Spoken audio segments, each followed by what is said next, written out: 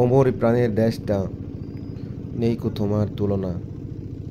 তোমার রূপ, গন্ধ, সৌন্দর্য দিয়ে যাচ্ছ সবসময় সবাইকে।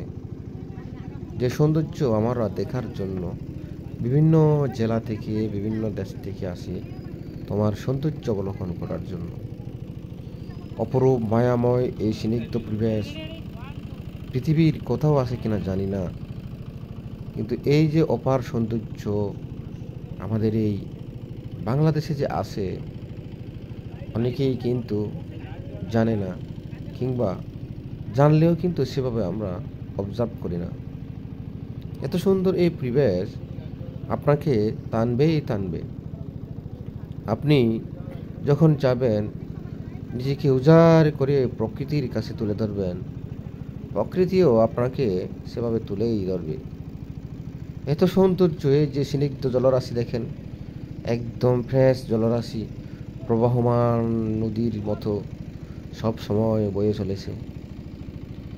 এমন পরিবেশ দেখলে আসলে নিজেকে হারিয়ে যাওয়া যায়। এখানকার জনজীবন, পরিবেশ সব কিছুই আসলে ন্যাচারাল।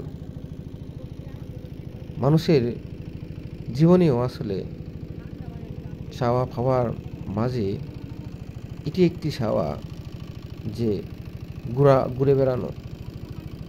ঘুরলে মানুষের মনে একটা পরিতৃপ্তি আসে, নিজের কাছে নিজের ভিতর সুপ্ত যে মানসিকতা, সেটা প্রকাশ করা যায়।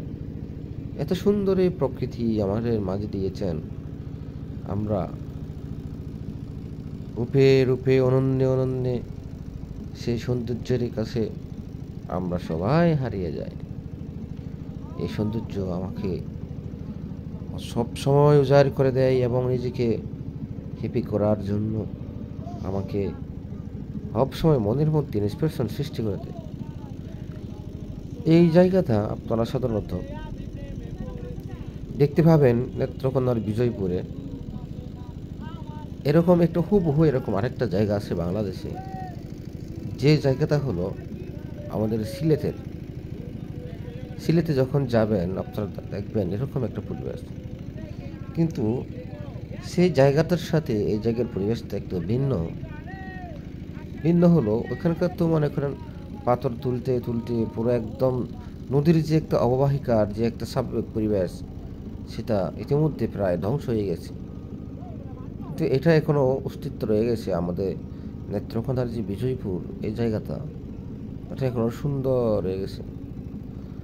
যদিও বা এখানে পাথর উত্তোলন হয়, কিন্তু এই যে সিস্টেমটা মানে হলো যে অবকাঠ, আপনার চারপাশের যে ইনফ্রাস্ট্রাকচার অর্থাৎ অবকাঠামো, সেগুলো কিন্তু এখনো সুন্দরভাবে রয়ে গেছে।